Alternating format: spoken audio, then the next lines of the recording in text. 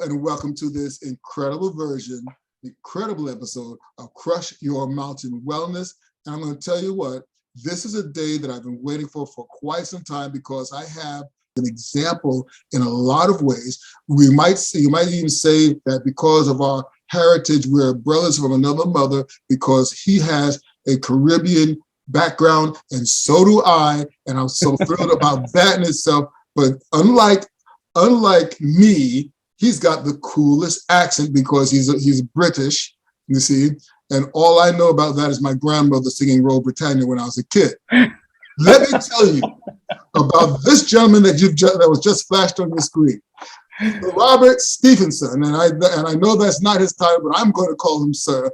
Whilst he has an incredibly rich background before coaching, working with young people in schools and nurseries, he's also been involved with different aspects of higher education institutions. He has worked on degrees at several universities, running a module in theater and education at Essex University, as well as contributing to Anglia Ruskin's Master's in Education and Arts. Having been on an incredible journey of self-development and consistently expanding both his training and coaching set.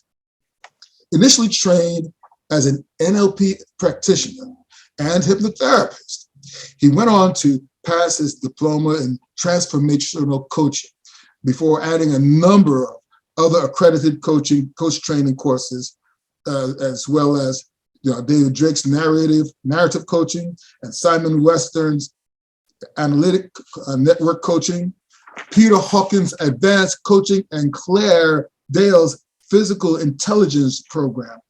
Now, this is a gentleman that doesn't stop at just the coaching. He incorporates so many different aspects of what he's learned and what he's continuing to learn. That's why this is such an incredible discussion, because really, I want everyone to see what's possible. Most recently, a couple of things have happened. He has actually started, he was with analyst coaching for several years. He's gone on to start Fan the Flames coaching, where he has a podcast. I used to listen to him when he was in Coaching on Cage podcast.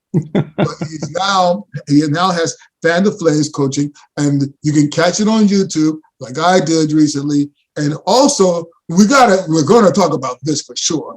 He has also qualified as a fire walk instructor.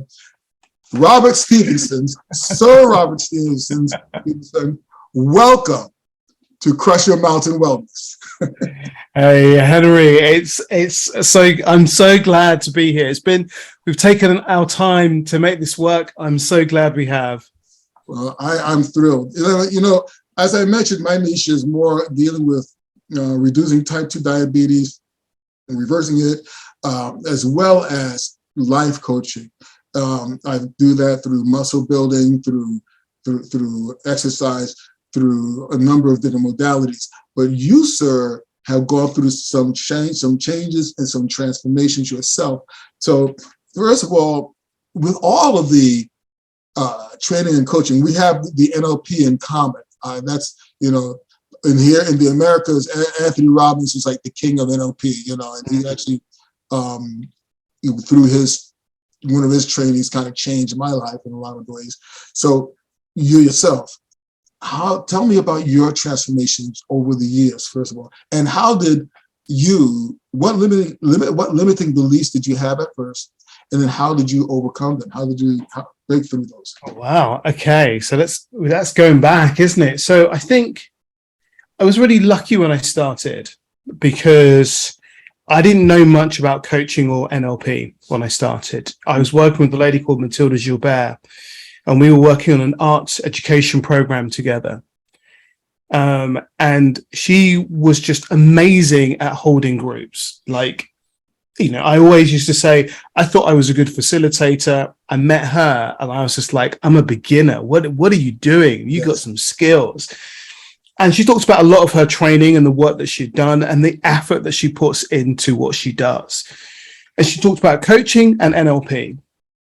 And I then went off on a journey, reading about it, doing some short courses on it, before I did some longer courses on NLP and a longer course on coaching. So I went into it quite blind. I didn't realize the kind of depth of the work or the history of the work. And it was only whilst I was doing it, I got to understand that there were some serious people that came before me that did this work, and the power that it had, the impact that it had, but also the kind of the negative side to it. So, we can use, or NLP can be used to manipulate people's thinking, because it's a really powerful tool and it helps you to shift your thinking, but it can also nudge your thinking. Yeah. And what my teacher was so good at was really helping us to recognize that we had a really powerful tool in our hands and that we had to take great care with that. And I think the first sort of limiting belief that I had to get over was, well, who's going to pay for this? Right. I loved my training. I think, I remember I spent a year doing my NLP, and I just really enjoyed the group that I was with and the fun that we were having. And we were doing lots of trance work and hypnotherapy work, and just the fun and the games with all of that was just beautiful. And towards the end, I remember the teacher saying, okay, now you've got to go out and get clients. You've got to start practicing this in the outside world. And I sort of went, well, who's going to pay? Who's going to pay for this? And how do I talk about this in a way that really resonates with people beyond this is a great tool, beyond this is life-changing? Because we all say everything we do is life-changing, right? And it's like, okay, so what do I say that really shifts and resonates with people? And that was something that's taken me a while to find my feet with. And I still have moments where I ask that question, well, who's going to pay for this? Yeah. And the answer is lots of people who will pay for it, but you got to find the people that want to work with you. And I think that's the skill of the work that we do, is finding the people that want to work with us, getting our voices out there so people hear about the work that we're doing, so be vocal about what you are doing and the impact that it's having. And then people will find you and want to work with you. So you can't be quiet about this stuff. You can't sit in the corner doing great work and not talk about it. You got to talk about it so people can see it and share it and want to be part of it. So I think that was my kind of first sort of limiting belief, was around that who pays for it. And also there was a lot of stuff around people saying, well, this isn't work. Somebody would say to me, well, I've spent 6, 7, 8 years learning therapy, and you've spent a year learning coaching and hypnotherapy and NLP. How are you qualified to create change? And I would talk about the idea that I wasn't creating change, they were creating change. So the people I was working with were doing the work, not me. So I didn't need to necessarily understand the depth of what was going on, because they were doing the work for themselves. I was just creating the space and the challenge to enable that. Now, as time has gone on, I've learned more and more skills, and I've spent time really understanding what is it that my craft does, and what's the limits of it, or the boundlessness of it, the possibilities of it. But there are people that talk about it not being a craft, and there are people that don't recognize the possibilities of it. And sometimes that's because they're just really good at getting on, picking themselves up and moving forward. And they don't recognize that other people don't have that skill. So those that don't need someone like me and you to come along and support them to make those changes, because they can't do it on their own. They need that scaffolding to help them to do it. The biggest thing I've seen in that is where people have to be ready and willing to do the work. When as one who, like I said, dealing with type 2 diabetes and diabetes, obesity due to diabetes, and obesity that causes diabetes, what happens is that individuals come to me and they sit there and say, okay, well, what do I do? And we go through the process and we work through the process, and they say, okay, thank you, I'll do that. But see, I'm monitoring them. Yeah. And if 3 weeks go by and you've lost 8 pounds, see, the program's not designed for that. So I know that you're not doing the work. You see, sometimes I'll call them out. Other times I just have to let them work with themselves, because ultimately it's the person, it's the individual. Yeah. You and I, we are there as catalysts for change, but they have to be willing to make the change. Yeah, it has to come from your desire to create change, because I can't do it for you. So, if you're talking about eating right and working out right, I can't do that for you. Right. You have to do that. Right. When people work with me and they're talking about the action they're going to take, they have to take that action. I can't do it for them. So there has to be a willingness to do this. Now, I guess part of what I do is help them to find, well, where does that willingness live?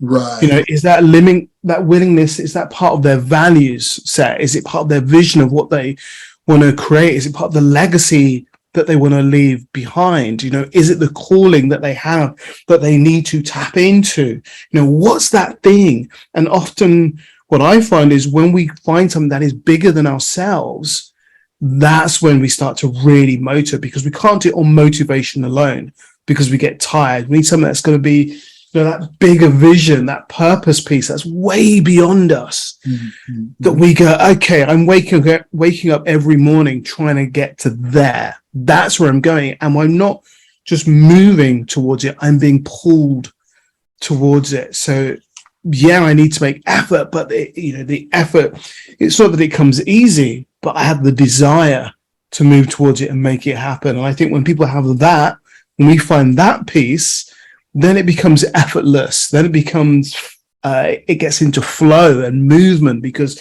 they're like, yeah, I want to get there. I want to get there. Help me get there. As opposed to, yeah, maybe today, maybe tomorrow. Let's see.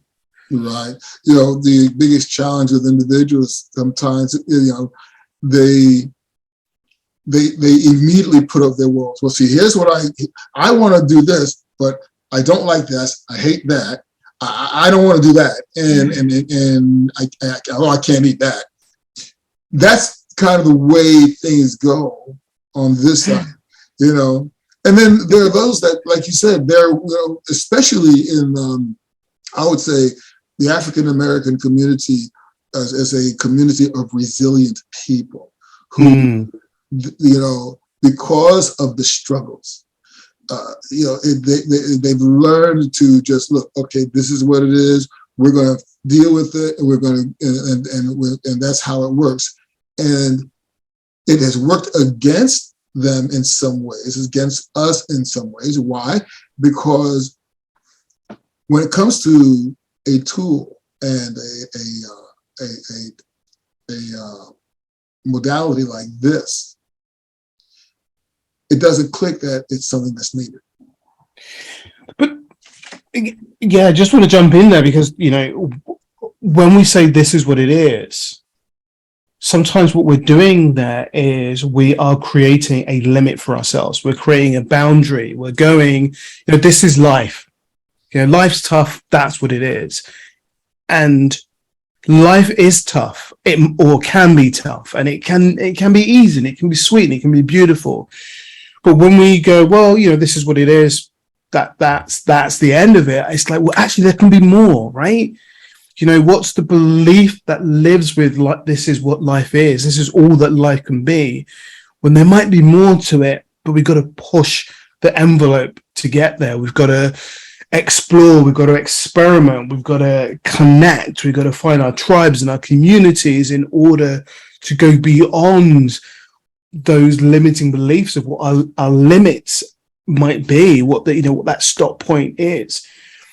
And that resilience is what we can use to push through that. That's, it's like, how do we turn the resilience from an accepting of limitation to a pushing through those barriers and achieving things beyond our wildest dreams? Yes. That's one of the bigger challenges too. But you see, when I work with clients, and what I love is letting them suspend that disbelief for a little bit, and letting everything clear, letting them get present with themselves. And it's amazing sometimes the things that come up and well up within them. you know. And just like Dr. David Snyder said the other day, I was watching him, you know, it's like that inner voice doesn't speak in a yell, it speaks in a whisper. Absolutely. And it's usually that first thing that you said, no, that's not right. That's the right thing. And that's when they often realize that, hey, what you just threw away, that's where it is. That's where you need to be. So why not get started? Because deep down inside, you're suppressing your absolute truth. Yeah. Yeah. Tell us something, okay? You worked with animus coaching. Yeah. For a good while. And that's where I saw you. And just like I said, by the way, you know, it's always a thing to find someone that shares your origins, you know. So, you know, when in an area, in a field that you're moving into. So seeing you there was like, oh, cool. And then I heard you speak, and I said, oh, cool, he's that, and he's also works for Her Majesty's Secret Service. You know? So, but, you know, tell us about your growth through Animus. You know, it's amazing, isn't it, that you can take a job that is a freelance part-time role where you're running a program. Now, part of this for me is about what are we saying yes to, and what opportunities are we going, do you know what, I'm going to take that, I'm going to try that, I'm going to see where it goes. So I met the founder of Animus, Nick Bolton, what were we talking, 11 years ago now, something crazy like that. And we had a conversation because I was working with young people using coaching, and he was running a support scheme at the time with the coaches that were going through his program, working with young people on an apprenticeship. And we had a conversation about the young people on the apprenticeship weren't turning up to the coaching, and it wasn't quite working, and they were kind of a bit unsure of what was happening there. And because I'd been working with young people, I'd worked with young people most of my creative life, I was going, well, it's this and it's this. It's about, they think you're there to tell them what to do. They think you're part of the system. They don't recognize that you're there for them. The rapport isn't right. The relationship isn't right. You need to think about this, you need to think about that. And we started talking about it. And he was just like, we should teach this stuff. We should work with coaches to understand how they work with young people, using some of your skills, your background, doing some research. We talked to a great guy called Pat Dolan. Pat Dolan, yeah, a great guy who did some great work in Ireland and the US around mentoring with young people. And we created this program, and I would go in 3 times a year to do this program over a weekend with coaches, helping them think about how do they work with young people. And I remember we created a lovely little addition to the Wheel of Life, where we talked about that you had to break it into sections. You couldn't just say, where are you sitting at this part of your life? Let's say it's with your friends. You have to think about with young people, well, how do you feel about this? Right, let's score that first. And then, what are the facts around this? So what's the reality here? And then we'd look at, well, what's the future that we're trying to create? And when you break it down like this, the young people were able to access that work and follow it through. And so we started off doing that. And I would just go in 3 times a year and do some work with them. And I'd hang around with them, we'd get for drinks. I'd meet up with the other coaches on their other training program. And it was, I was having a great time. I was still doing a lot of my drama stuff as well. So, and my creative stuff and working in schools doing that. And then Animus also had a group coaching program. And I started running their group coaching program because just by the very nature of being a facilitator, I'd worked with groups a lot. So I was able to bring those skills to it. And then the next thing I know, I'm running their diploma. And I'm teaching coaches how to coach, or coaches in training how to coach. And I'm developing these skills. And then, you wake up one day and you're in a full-time job training coaches, but you're also training trainers to train coaches. and you just kind of go through this process, and you just kind of grow. And, you know, for me, that growth was about being a freelancer, then being part of a team, then leading a team, managing a team, creating teams, supporting teams, challenging teams, and ultimately running an organization. Mm. So there were these growth, and, you know, I used to laugh about the fact that any of the jobs that I had, if I was to interview for those jobs, I wouldn't have got those jobs.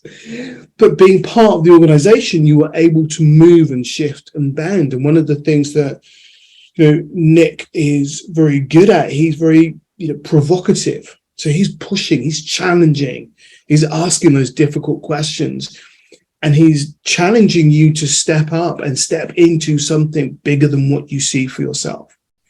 And sometimes, you know, that's wonderful. And other times that's really hard.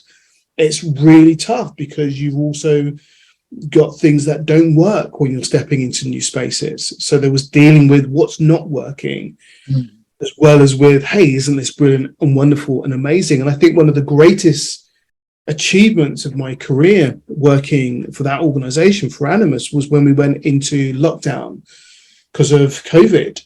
And, you know, we had an in-person training program. And I remember sitting down with the head of coaching at the time, the head of training, Marcus Stone, and going, we got to turn this and get it online. And, you know, we'd use Zoom for meetings, but we'd never used it for training. And I remember we sat and we, you know, with the training, with bits of paper, you know, we would be practicing with our computers and our phones and our iPads, trying to recreate all the different people that are in the space.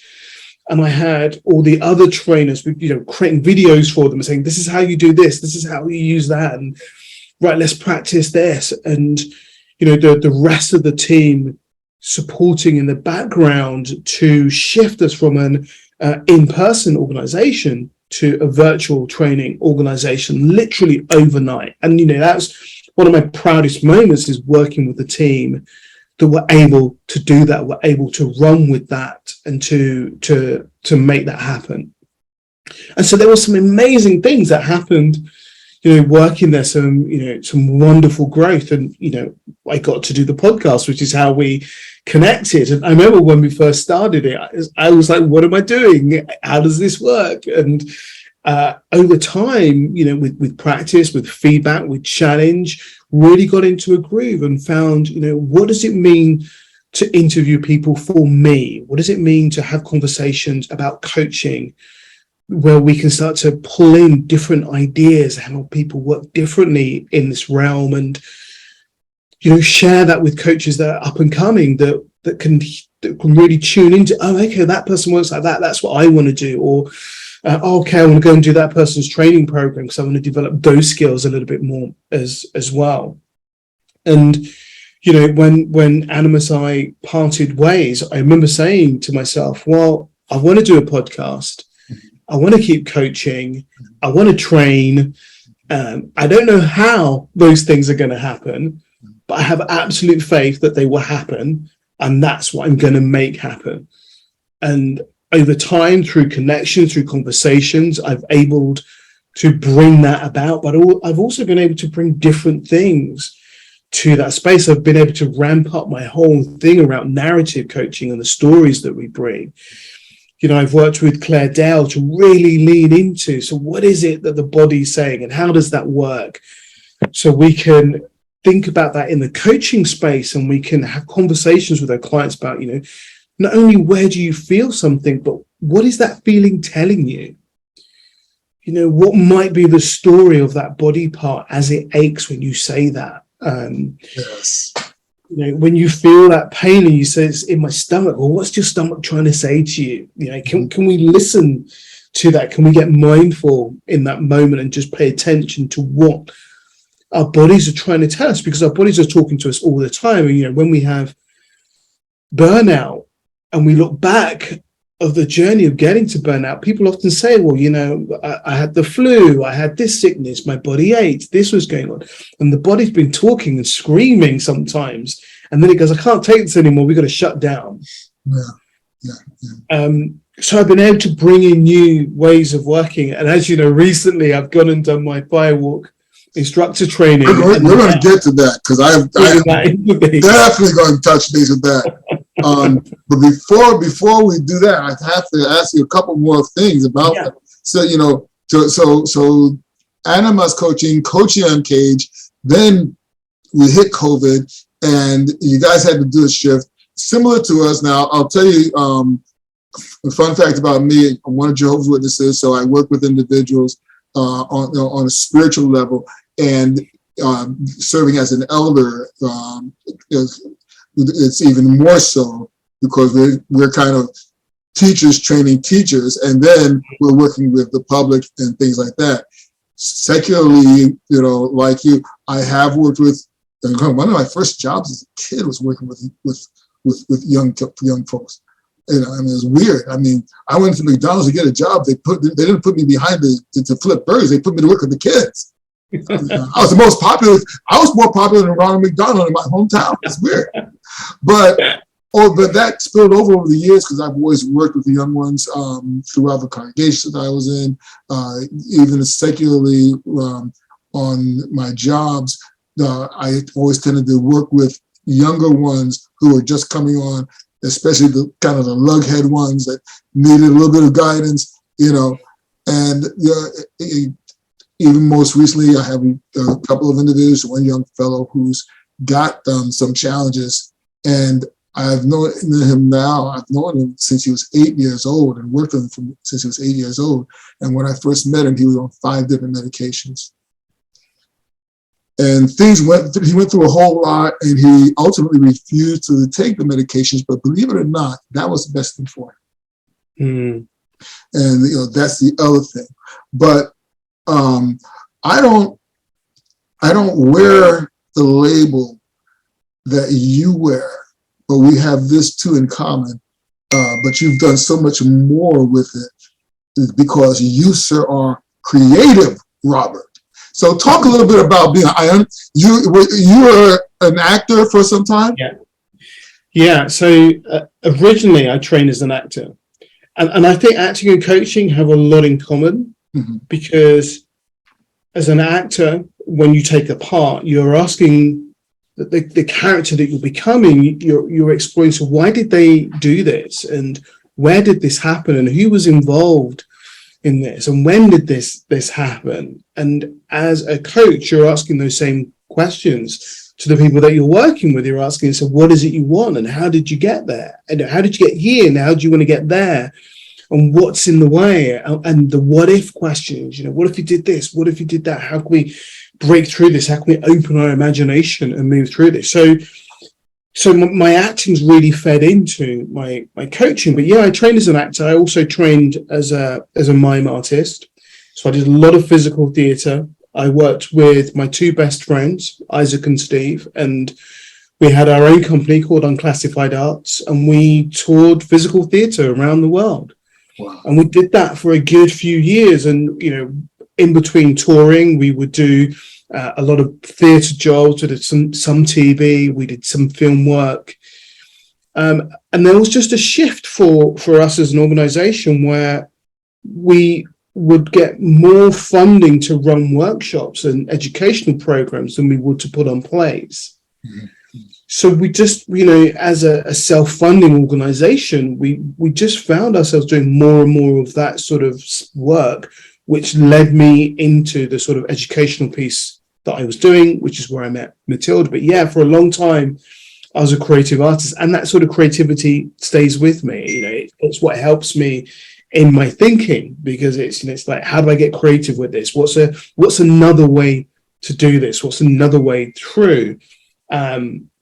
And most of my thinking's done on mind maps. You know, I love my technology, but I also love my big bits of paper in my notebooks, because sometimes you just got to scribble things down and map things out. I love my technology too. It keeps bothering us right now.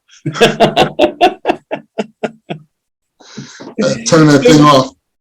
So that creative part has always stayed there, and you know, part of that sort of lives in the bits of writing that I might do when I'm creating a post, and I sit and I think about it and I allow those creative ideas to flow through, and I go, okay, how do I want to capture this and share this, and what images do I want to get, and how do I create all of this stuff together to present it out there to others that might connect to it in some way.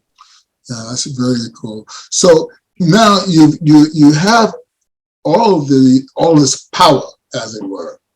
And the thing is, you moved into now fan the flames coaching, and this is your latest creation. And guess what, friends? Not only does he have the fan the flames coaching, but he's now getting ready to launch his group coaching. And you know what? I'm going to tell you something, guys. It's going to be wild. I can guarantee you that it's going to be wild because he alluded to it earlier, and I mentioned it, but he's now an accredited firewalker trainer. So let's talk about the firewalk. And then a little birdie told me that you do something with arrows and you stick it in people's necks. Are you trying to kill us? What is this about? So what's really interesting, so Fan the Flames, that name came from a conversation with another podcaster, Andy Cahill, who does Wonder Dome. And we were having a conversation, we were having a chat one day, a coaching conversation, and I was talking about, I want to do my podcast, but I'm not quite sure what it is. And he was just helping me think about what I did. And a week or two before this, I'd been working on a program where we had, at the beginning of the training, it was a 3-day program, we lit a candle and said, what do we want to get from this? And at the end of it, we lit our candles again and said, this is what we got. And we blew them out and we took them home. And as Andy and I were talking, we sort of went, wait a minute, you're kind of, sparking the light for people. You're kind of fanning people's flame. I was like, yeah, this is it, right?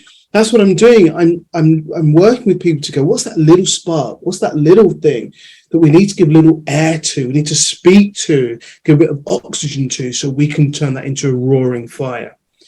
And what's that quiet flame that you've got hidden away somewhere that you're protecting, that we need to get out into the world? So it became Fan the Flame. I started off with the podcast, and my thing with the podcast was, I'm not going to record it and edit it and make it beautiful. I'm just going to do them live, because that way it's happening. They're getting out. I knew my own procrastination, my own perfectionism would get in the way, and I wouldn't get them out. I'd spend years with them tinkering away. So I was like, I just need to get it out, because now, it's just me. Well, now I work with a wonderful woman called Sandra Suamela, and she supports me in my organization. And because of the podcast, I interviewed a lady called Lottie Moore, and she is a master firewalk instructor. And we had the conversation, and after the podcast, we talked about her work and the stuff she does with the land and land healing and transformation through fire and all of this beautiful, rich work. And at the end of it, we were kind of talking once we finished the podcast, and I was like, I'd love to do this. This sounds, this firewalking sounds interesting. And she was like, well, come on a program. I've got my next program coming up. And I was like, okay. And I was like, I'm away for a couple of weeks. I wouldn't be able to do it. She's like, well, I've got one maybe in October or maybe in March next year. And I was like, okay, I'll hang on. And then while I was away, or just before I went away, she was talking to somebody else who wanted to do the program, who needed to travel to do the program. So they went, well, let's create a new intake so you can come and do it, and I'll get some people together. And she rang me up and she said, I've got this intake happening in August. Do you want to do it? And I said, yes. And I said yes without actually knowing what I was saying yes to, but I just knew I wanted to work with her. I knew there was something about her, how she worked, what she did, and I knew fire was involved. So we did this program over in West Island, and we spent a week together. There was a small group of us, And Lottie took us through how to create the fire, how to tend the fire, and how to walk the fire.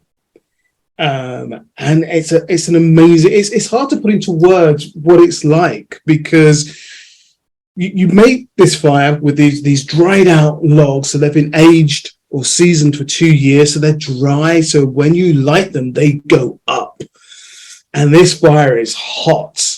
And you've got your shovel, you're turning the logs, and you're watching it burn down, and your brain is just going, "This is crazy. We're not going there, right?" So that's what's happening in your mind.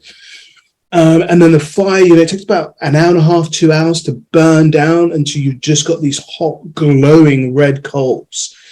And then you rake them out, you make sure you prepare it properly, and then you get your energy up, because you've got to get in the right vibration, you've got to get the right frame going on. So you work on that with the group or individually, and then you walk like somebody who knows where they're going. And you walk across those coals. Wow. And you get to the other side, and you're just like, wow. I mean, like it's proper getting back to basics. And you're roaring and screaming and whooping, and it's amazing. And there's a small group of us, so we became this tight-knit community over this time. And so Lottie would introduce other things. So we did some board breaking. We did glass walking, which is just amazing. You're walking over broken glass, and you can hear it cracking as you're walking. And the beauty of this is that when you walk over fire, you have intention and you have movement, and you are going somewhere. When you walk over glass, you have mindfulness. And it's meditative, and you're taking your time. Each step is taken with thought and with care. And so they're very different ways of moving. But at the end of both of them, there is this rush of energy that is part of it. And the other thing that we do is we do arrow breakers. I've got my arrow here. It sits on my desk now. So you take these arrows, and that's it at its full unbroken length, and then you place the arrow against the wall, and you place the tip, so you can see the tip there. Wow. You're placing that just in that little notch there in your throat, that soft part. And Lottie said it's made to rest the arrow tip. So you place it just there, and you've got you're against the wall. You take some deep breaths, and you hold your third, and you step with intention towards that wall, and the arrow breaks. And so this is my first arrow, and I'll keep that forever as a reminder of what's possible. And that's what my work's always been about. How do we do what we're not sure is possible? How do we do the impossible? How do we break through something? And when you break an arrow with your neck, you go, well, stuff's possible, right? I can do things that I thought wasn't possible. So how do I stop thinking things are impossible and start going, well, what is possible? How do I shift my script to my question? And that's the lesson behind it, Yeah. Whenever, because I know there are a lot of people that are watching this, or they'll see the replay on YouTube, and I can hear that. See, that's just crazy. That's just crazy. You walk through fire. Oh, that's just I put it out. You're gonna get killed one day. That sort of thinking. But you see, this is where those limiting beliefs come in. And each of these actions are reprogramming your mind and your brain into what is possible, what can be done. Because for some reason, no matter what country we live in, we tend to live in the state of can't. Yeah.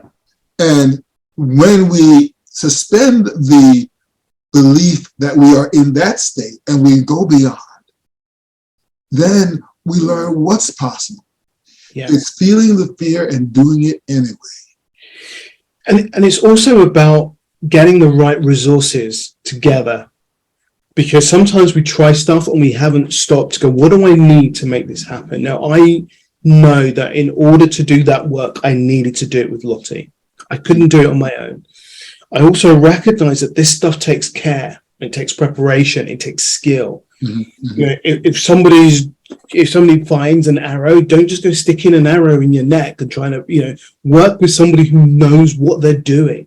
If you're going to walk fire, work with somebody who knows what they're doing, who's trusted, who comes from a lineage of firewalkers. So one of the things that's beautiful for me is I come from the Sundor lineage, and I can look back through my teachers and see who my teachers were. And understand the work that they have done around working with the fire.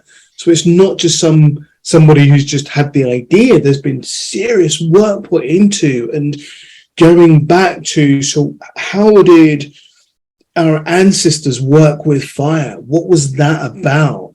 So how can we reclaim that and bring that to our now, and it be part of our everyday lives? Yeah.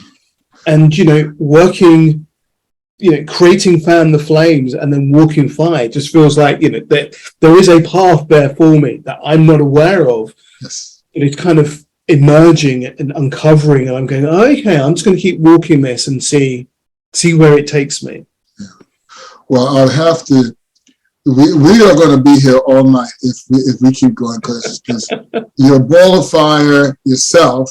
And so, and there's so many things I want to ask you. Friends, check him out on Instagram. He's got his coaching program, I believe, begins September 5th for group coaching. By the way, I mentioned that I have something, a bit of an announcement to make as far as my coaching and the direction that it's going. You know that we have our 90-day program that involves the crush method. You know that we have our 90-day programs for diabetes reversal, as to get you on the path, as well as weight loss. What I'm doing now is I'm expanding my coaching skills by means of getting certified in actually training you in the gym, because part of the challenge is that we don't realize that our muscle needs to metabolize our glucose. So those are things that are happening right now. And so I'll keep you posted as to the different programs that we'll be offering there. But Robert, it's been amazing to talk to you, and it's always amazing to talk to you. And thank you. I've got to come back. We've got to come back and talk again after the show. Maybe not be tonight, because it's like 10, almost 11 o'clock over where you are now at night. Okay, it's 5:45 here. So maybe we'll touch base some other time when it's a little bit more lighter out for you. But I always ask this one question before, that's my last question to all my guests. So I want to ask you, Robert Stephenson, what does it mean for you to crush your mountain? For me, it's about, it's about recognizing that you have mountains. You have things that are in your way. You have things that look so big, so large, that you can't think, how will I ever achieve this? How will I ever get through this? And then it's about recognizing that you have the power, you have the tools, you have the support to do that. You have the friends, the families, the people you work with, all the people that you employ to work with you, whether that's a coach or a motivator or whatever that might be, a counselor. And then it's about getting to it, right? Because ultimately the way we crush the mountain is by doing the work. And so crushing the mountain is about doing the work. It's about getting up every day with your sledgehammer and pounding on that mountain until it's dust. And then it's about looking for the next one and going to work on that. Get your John Henry on, folks. That's what he said. Okay, get your John Henry on. If you don't know who John Henry is, look up the legend, because it's an amazing story. Except for in our case, we're going to live at the end. Yeah. We're literally at the end. So listen, I want to again thank you so much, Robert, for being with us and spending this time with us. And as I always tell your friends, you know, you have the power to do anything. You just have to take your mind and dispel the limiting beliefs. Walk your own fire. Okay? If you got to do it literally, call Robert to do it. But if you're not doing it literally, you know that there's something you have to get through. Go and do it that way. Make sure you do it. Because as I always tell you every week, don't just climb your mountain, crush through it. And we'll see you next time. Thanks again, Robert. Thank you.